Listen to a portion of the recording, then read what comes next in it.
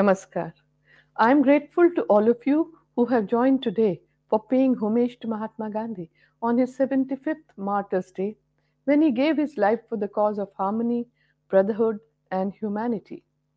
It was unfortunate that an apostle of universal peace and nonviolence fell a victim to violence. I thank the Indian Mission for hosting this tribute during the commemoration of the 75th anniversary of India's independence. Even though 7 decades have gone by since Mahatma Gandhi passed on, in every part of the world, his relevance is felt as strongly as ever before, and his vision and actions are of an enduring significance for all times and places. His approach to life was holistic and cannot be divided into watertight compartments of social, religious, political, personal, and public life. Gandhiji stands out as the champion not only of political democracy but also of economic and spiritual democracy in today's world. He believed that moral degeneration is the root cause of all evils, including conflicts. This explains his lifelong crusade of attainment of moral values such as truthfulness, nonviolence, purity of means, love, self control, forgiveness, respect, friendliness, compassion, mercy, and so on. His messages resound with people of all faiths worldwide, as he is the spiritual and political leader of one of the world's most profound and complex cultural traditions. Many world leaders have been inspired by him and continue to get inspired till today. The world is faced with so many kinds of conflicts and diverse types of crises these days. We see Mahatma Gandhi's emphasis on nonviolence, universal brotherhood, and peaceful coexistence having an all time relevance. His entire life story is about action to bring about positive changes. He both succeeded and failed in what he sought to do, but he always moved forward and he never gave up the quest for improvement, both social and spiritual, and both for individuals and for the nation as a whole. Today, Gandhiji is remembered not only as a political leader but as a moralist who appealed to the universal conscience of mankind. There is a galaxy of men, women, and children in different parts of the world who have taken a leaf from Gandhiji to fashion their initiatives for ensuring peace, non-violence, justice, and fighting against discrimination. I want to share one of the last notes left behind by Gandhiji in 1948, expressing his deepest social thought. And I quote, I will give you a talisman. Whenever you are in doubt or when the self becomes too much with you, apply the following test. Recall the face of the poorest and the weakest man or woman whom you may have seen and ask yourself if the step you contemplate is going to be of any use to him or her. Will he or she gain anything by it? Will it restore him or her to a control over his or her own life and destiny? In other words, will it lead to Swaraj or freedom for the hungry and spiritually starving millions? Then you will find your doubts in yourself melt away. Unquote. This statement of Mahatma Gandhi perhaps is one of the most powerful commentaries on compassion and kindness. Gandhiji had envisioned a nation where social bonds were stronger and were built on the foundation of trust. In his 50 years of public life in three continents, Asia, Europe, and South Africa, Gandhiji demonstrated the efficacy of extending respect for all living beings. Human dignity, oneness, empathy are impossible without compassion. Gandhiji emerged as the voice of the voiceless that inspired social reformers and political thinkers all over the world. He brought in a new era of non-violent civil disobedience based on the ability of each human being to free himself from fear. He believed that fearlessness becomes a major pillar on which to build together with love and the capacity to resist when necessary. It is interesting to see that Gandhiji conceives fearlessness as a precondition for love. He who is weak cannot love, probably because he or she is not free enough and does not have the surplus of warmth and energy from which love can come forth. He used to remain positive under all circumstances, and that was his main trait. He had faced many challenges in his life, but he remained positive all throughout. Nonviolence and the message of peace is familiar word among the world leaders to settle any dispute. It goes without saying that it is never possible to evaluate how much India and the world owes to Mahatma Gandhi. For Gandhiji, peace was not an end by itself. Rather, it was only a sort of means to ensure better welfare for the mankind. According to Gandhiji, violence leads to concentration of power, whereas non-violence encourages decentralization. We must learn from his experience of non-violent actions or resistance from a global perspective. Mahatma Gandhi's lifelong quest was in the pursuit of truth. In fact, he even had said that truthfulness is more important than peacefulness. He was following an ancient tradition of using spirituality as a basis of social change. His approach was always aimed at appealing to the head and the heart. Gandhiji's life provides an excellent role model of the ways of spiritual development in his crusade to oppose the unjust system. The techniques he crafted, like Satyagraha, and the strategies he followed in his public life give us insights into how spirituality can be applied to improve human conditions in today's world. The applications are not India specific but are universal. Gandhiji sought the guidance of his inner voice not only in the spiritual realm but also in the political realm. Perhaps the greatest source of strength for Mahatma Gandhi was in his faith in God. Truth was the deepest and the most complete form of God. The faith gave him the constant awareness that he was to be nothing but an instrument in his hands. He was to go wherever he was led. For him, the guidance of God constituted two things. One, he had to walk on the path enlightened by truth that was available to him in whatever measures and form. Two, he had to constantly gaze inwards and find inspiration through self introspection, self examination, self purification, and by constantly questioning himself. The deeper the faith, the greater was the endeavor for Mahatma Gandhi. He said, truth is God. Faith in truth led Mahatma Gandhi to two other realizations. If God is omnipresent, then truth is omnipresent too. If each human being were an aspect of God, then each person is capable of truth, of being good and doing good to others. His endeavor throughout his life was devoted to the search of that element of truth, to awaken it and to nurture it. Therefore, he could feel oneness with everyone, and that is another one of his important traits. For most of us, this realization does not set in at all, but for him, it was easy because of the understanding of oneness. He had no enemies. He did not want to settle scores with anyone, and he did not want to take any revenge. He merely wanted to extend his love, compassion, and respect to everyone. He respected individuals as individuals without attaching any labels. It was to his unique credit that in a world marred by violence and hatred, Mahatma Gandhi stands firm as a man of universal goodwill and a protagonist of peace. What is most striking is that Gandhiji emerged during his lifetime as a torchbearer of peace, and even today he continues to surprise mankind with his nonviolent methods of resolving conflicts. Mahatma Gandhi was always touched by the pain of others. This ability to feel the pain of others led him to compassion. Compassion, coupled with daya or pity, led to the spirit of service or seva. Gandhiji's first and foremost inner calling was to alleviate the suffering of others. This was the inner calling that he identified and invested it in serving and helping people by establishing their self respect and dignity. He had a keen desire to restore the dignity of all human beings.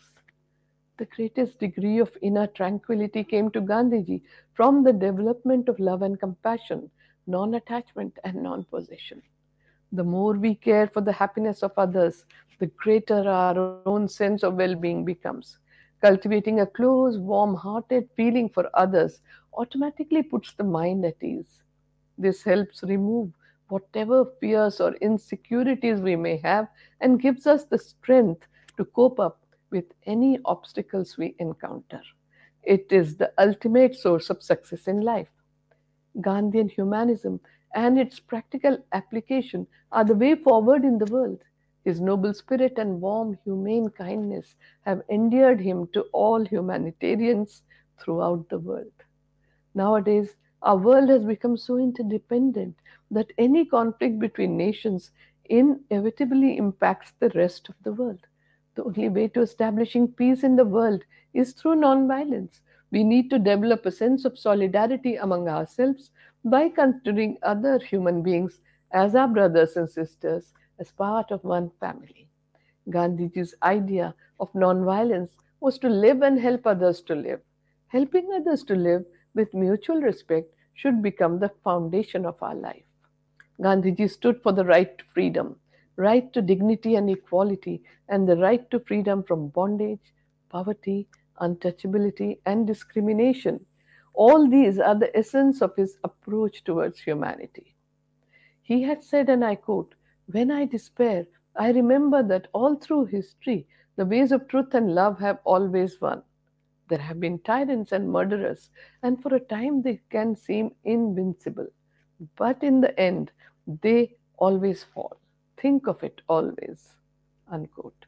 In today's globalized world, we already have all the material comforts required for living contently. We are taught by the market forces to want more and more, even as we see the world around us engulfed in greed, violence, and intolerance. Today's world laments violence in the frequent attacks, riots, war, but the last century was even more disastrous.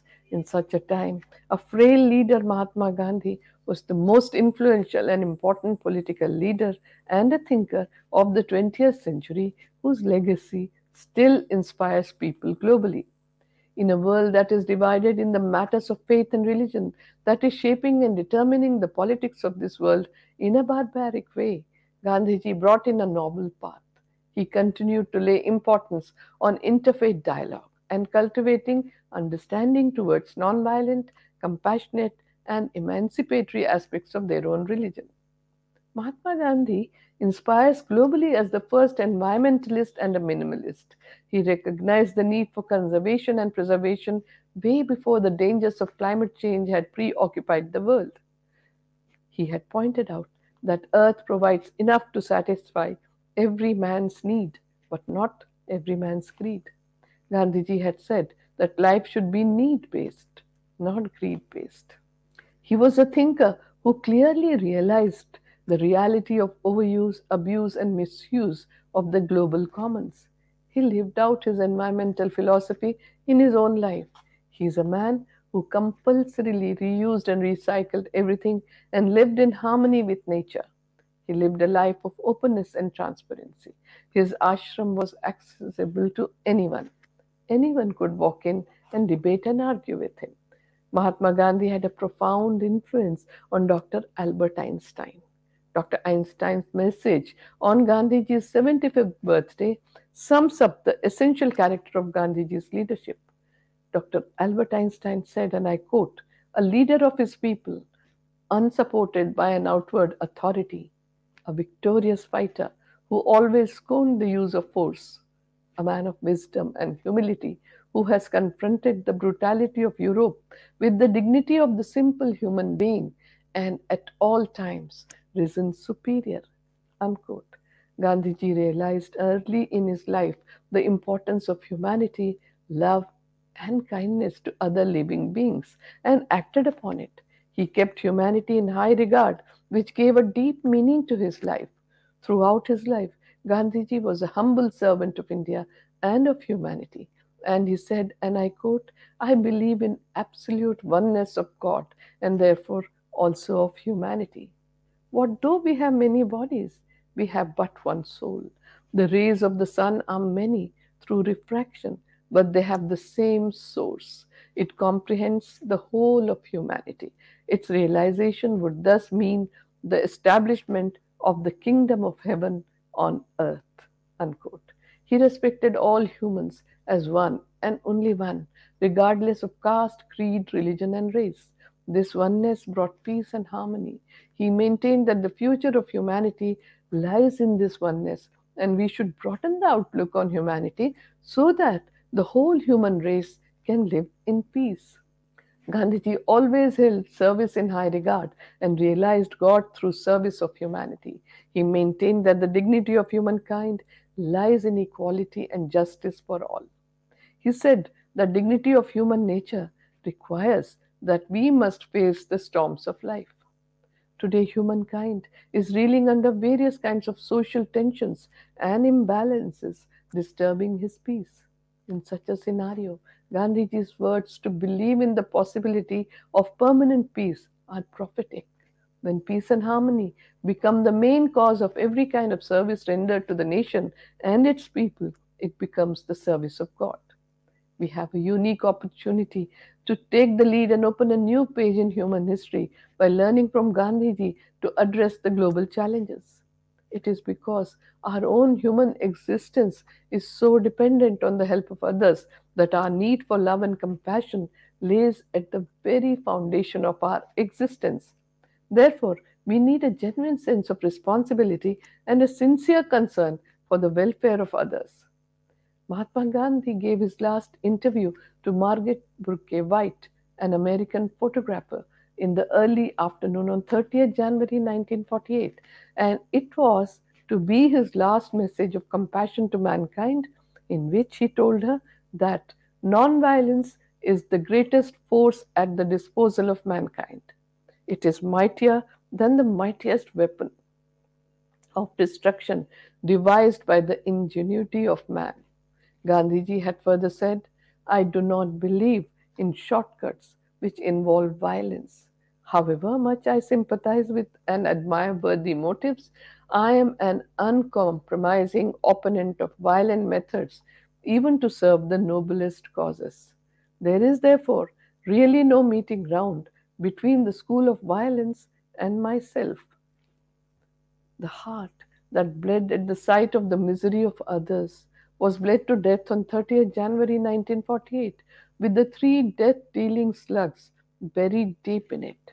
India lost a soul, but his spirit lives on, and that spirit will continue to live among us as it carries in its chapters the mild but unassailable truth that peace is a positive force and that it can still move the human race away from the darkness towards light. Mahatma Gandhi had declared, and I quote, Am I going to be silenced after my death? I will proclaim my faith even in death and speak from the grave. Unquote. What was the faith that he wanted to proclaim from the grave? It was faith in truth, that was God. It was faith in the goodness of all, as all are capable of truth. It was faith in the goodness of mankind. It was faith that despite the faults and upheavals, humanity would move towards goodness because truth, that is God, is only interested in the welfare of its creation. I once again take this opportunity to thank the Indian Mission for remembering Mahatma Gandhi on this Martyrs' Day. My special thanks are to all of you who have joined me online. I will end with the peace benediction in Sanskrit for the universal welfare. Om Asato Ma Sadgamaya Tamaso Ma Jyotirgamaya Mrityor Ma Amritam Gamaya Om Shanti Shanti Shanti. Lead us from untruth to truth, from darkness to light, from death to immortality. Om, peace, peace, peace.